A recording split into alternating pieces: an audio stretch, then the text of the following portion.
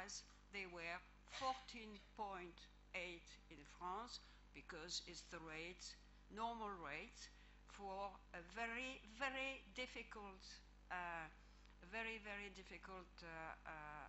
work. If any of you have visited abattoir, I don't know the English words for that, they will understand what I talk about. So we will need to have a discussion on how do we, in a monetary union, an economic and monetary union, how do we reduce imbalances in external accounts, but also how do we have, provided, of course, we take into account the different level of the countries, but we, in France, we pay the wages at the level of France, in Germany as well, and of course in Romania and Poland, we pay the wages at the level that is sustainable with the state of the economy of the country. So we certainly are determined to put those questions on the table and not to reduce the economic and monetary union to a monetary and fiscal union. We will have to tackle all these subjects. Well, we have one last remark or question because we're out of time. Who would like to add? I am glad. I don't want to turn this into a post-presidential or whatever, or a current debate that we have each week at the Parliament between Elizabeth and myself. But I think it might be somewhat enlightening to our Turkish friends, in any case, to know where the debate is in France. I'm glad that Elizabeth recognizes that there is a wage problem in Europe. And yes, my numbers were right. On agriculture, there is a difference of 25% between French wages and German wages because they have no minimum wages on agriculture. And on industry, it is 10%. Now, the new thing is that the French left has actually recognized that there is a competitive problem in the French economy, something that was not at all mentioned during the campaign. Similarly, the budget treaty was presented as the ultimate devil to the French people, and of course the candidate Hollande did not want to ratify it and said that he was going to renegotiate it. We know exactly the amount of renegotiation, since, as you know, the treaty was ratified a couple of weeks ago in France with exactly the same wording, exactly to the comma, it is the same treaty. So the good thing is that the French left now recognize that there is a treaty, and second, that they are going to fix competitiveness. Now, and again, I wish them good luck, but what the issue is, it seems to me, is that we need in France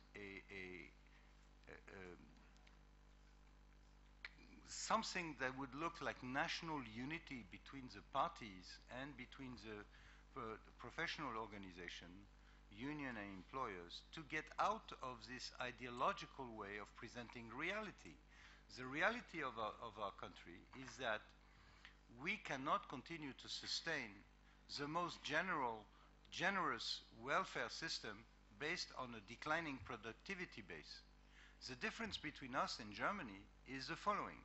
We have as many large multinational groups as the German, about 30 or 40 companies.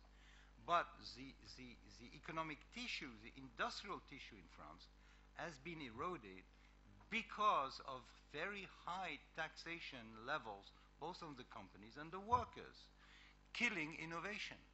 Today in France, you only have less than 90,000 middle-sized companies. Somebody said Turkey has 99% of SMEs in the Turkish economy. We are now reducing in the French economy to 90,000 companies going to export. Most of the export is done by the first 3,000 companies. So that's why there are very few French companies in Turkey, simply because the network has been eroded over the years. Now, this is a challenge we have to do.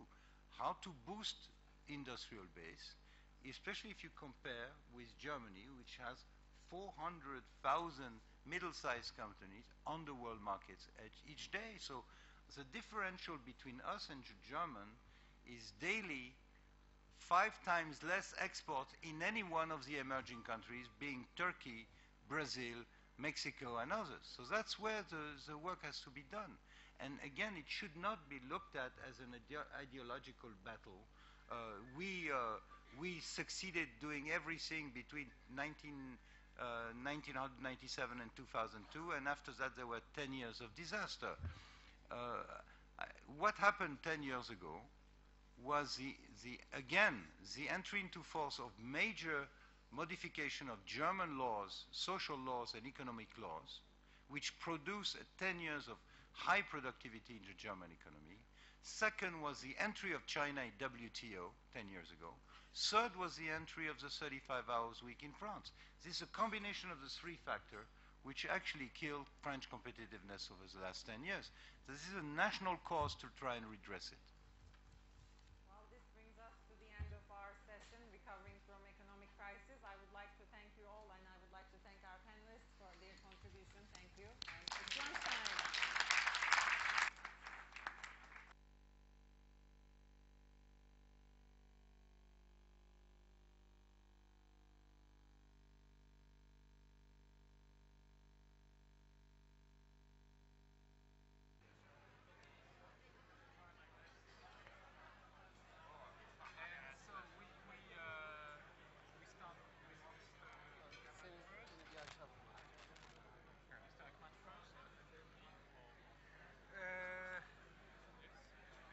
Because we said that yeah, because we don't have any preference, so we said that okay, alphabetic order then.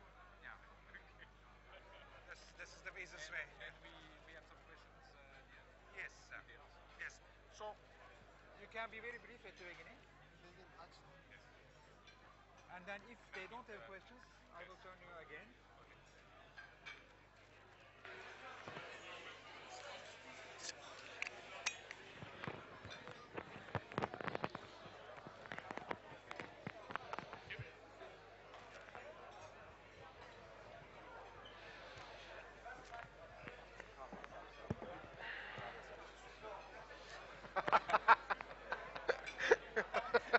Ciddiye alındık baya. Total quality management. Aynen değil mi? Customer satisfaction.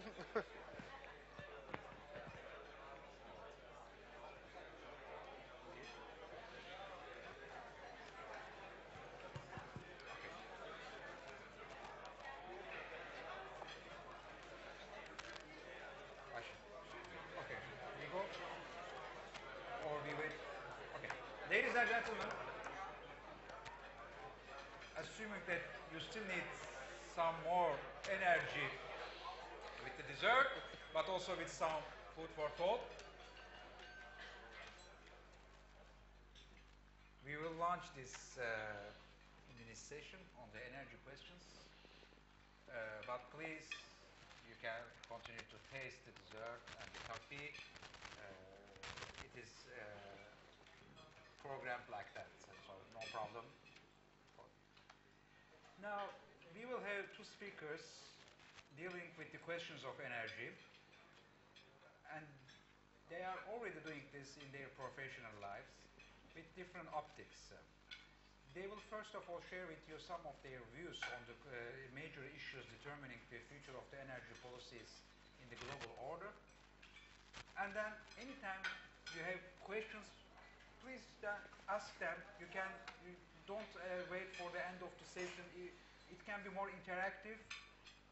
We are here in an informal lounge, so an informal session. Please intervene and contribute with your comments and questions anytime you feel it can be done. So we will start with Mr. Selahattin Hakman. He is the Energy Group President of Sabancı Holding. And then we will carry on with Denis Simenon from the GDF Suez. Thank you very much, Bahadır Bey. First of all, I would like to thank you first of all for this marvelous event. I'm enjoying it and I'm profiting from it very much. And welcome to also all our guests from France, in Istanbul. And I hope they are also enjoying not only the event but also Istanbul. And secondly, also thank you very much for providing me the opportunity to talk about the energy issues within this event, to this distinguished audience. Well, energy has always been one of the focal points of any economical, political, social development. And this is not different in these days where we are talking about crisis management, and so on and so forth, but they are also closely related or affecting the energy world and the developments on the energy side. If we look at the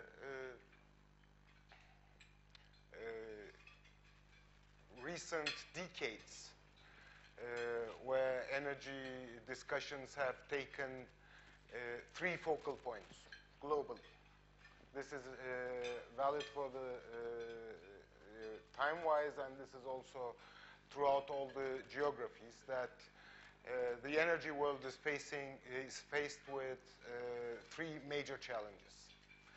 One of them is the security of supply. Energy is one of the major ingredients of life and of all economical and social activities. So securing the supply of this energy has always been a very important question. Second challenge the energy world is facing is competition and competitiveness. There are various aspects of competition.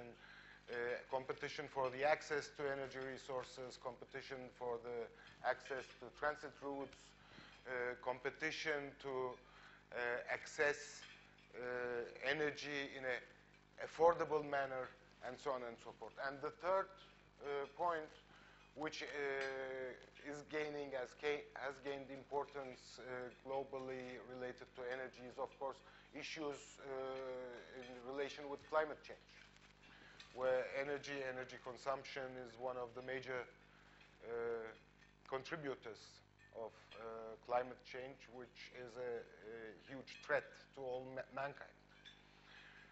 And if you're looking for answers to these three different challenges, you will find contradicting answers for many of them, and to find the optimum way for any geography, for any region, for any country, or for any community is by itself a huge challenge. And when talking about supply security, we need to bear in mind that the global energy demand is growing in a huge pace. In the coming 20, 25 years, the total primary energy demand of the world will increase by 40%. And almost all of this increase will be coming from non-OECD countries, from the developing world. This changes the whole energy equation and the energy picture globally, and this also increases the competition for the access to these resources. And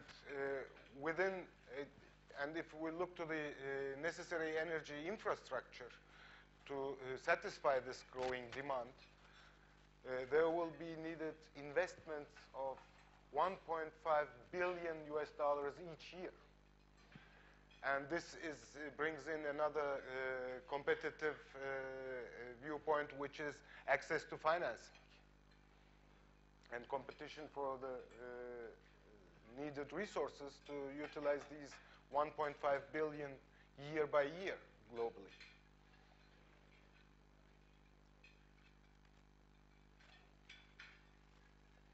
And when we look at Turkey in this global framework, Turkey is one of the countries whose energy demand in general is growing fastest. Turkey will be in the next 10 years second to China in percentage-wise energy demand growth. And Turkey itself does not own enough local resources to satisfy this need. So Turkey is already to 75% dependent on import imports of energy.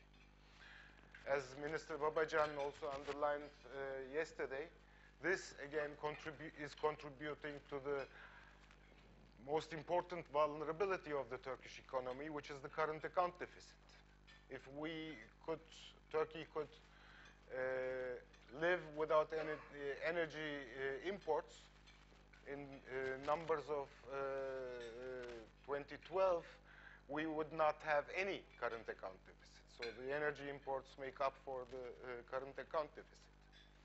And this puts Turkey, of course, also into this competitive situation for energy resources globally, but also into the competition regarding the financing for these investments.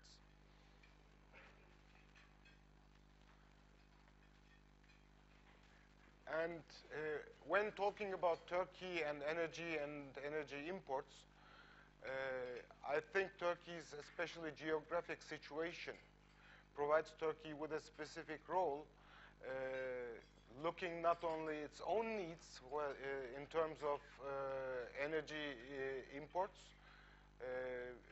mainly hydrocarbons, but Turkey is geographically situated between the hydrocarbon-rich north, east, and south of Turkey, where almost 70% of all conventional hydrocarbon resources lay. So Russia, the Caucasus, Middle East, North Africa covers 70% of all known conventional energy resources. And to the west of Turkey, Europe, EU is a geography where the demand for energy, although not increasing and not growing in that pace, maybe these years not growing at all, but still is one of the major consumers of energy. And if we look how Europe is securing its energy in terms of hydrocarbons and especially natural gas, as of today, there are three lines. One is from Norway, one is from Russia, and the other one is from North Africa. And Turkey is in the position to provide a fourth route for Europe to access additional hydrocarbon resources which lay in the Middle East, Caucasus, Central Asia, and so on. And physically, what the physical bridge function is concerned, Turkey is already a bridge. If we think about the Kirkuk-Yumurtalık pipeline, the Baku-Tbilisi-Ceyhan pipeline on the oil side, the Baku-Tbilisi-Erzurum pipeline for the gas, Turkey is already developing to a bridge, especially what natural gas is concerned, when we look also at the planned and agreed TANAP, the Trans-Anatolian pipeline, which will take Azeri gas in the first step, Azeri gas, to the western Turkish border. Replacing partially Nabucco? Well, it will be a portion of Nabucco already realized without the Nabucco idea.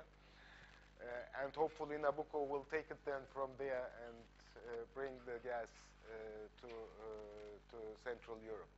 But it is not unrelated to the energy chapter, which is blocked between European Union and Turkey. Correct. And so, beyond that, when Turkey, especially on the natural gas side, there have been developments and steps to develop a liberalized market in Turkey on the natural gas side.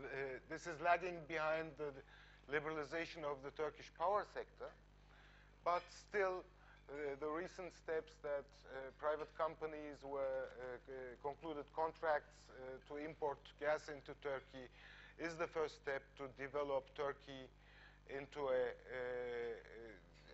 liberalized market. And the development of the Turkish a liberalized gas market in Turkey will also help developing Turkey to an energy hub, not only a transit country, but a hub where energy, natural gas above all, will be traded. And this will again help both the exporting countries to secure their demand and for the consuming countries like Europe to secure another diversified way and source of supply. I think Turkey's geographic situation and the development of its economy and its markets and liberalizing the energy markets in general will contribute also in that aspect to the developments. And when looking into Turkey itself, especially now on the electricity side, when we look at the OECD countries, about 23% of the consumed energy is consumed in form of electricity. In Turkey, this number is 17 to 18%. And the share of electricity in the energy consumption is also in a community, in a country, a sign of development. The more developed the countries are, the higher the standard of living of the people is, the more energy consumption shifts to electricity.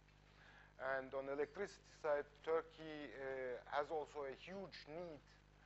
Turkish electricity consumption has increased by 80% in the last 10 years and is expected again to increase 80 to 100%, which is an annual growth rate of 6 to 7% in the next 10 years. And this puts also quite a challenge on the Turkish power system because in order to satisfy this demand, Turkey needs each year 4,000 to 5,000 megawatts of new power generation capacity. And the power system alone needs investments of $8 to $10 billion year by year in the next 10 years.